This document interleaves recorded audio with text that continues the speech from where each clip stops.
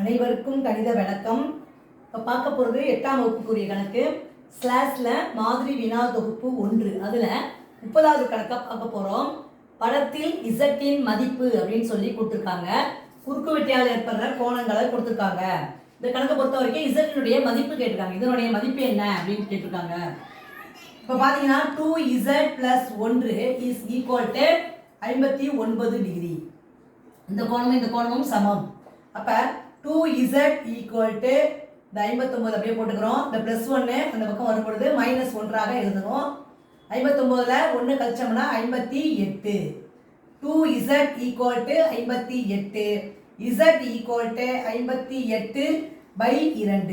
இது 2ஆல் வகுத்தோம்னா 2 2 4 18ல் 9 2 18.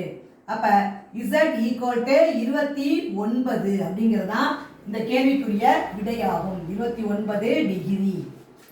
z equal to 29 degree. புரிஞ்சுங்களா?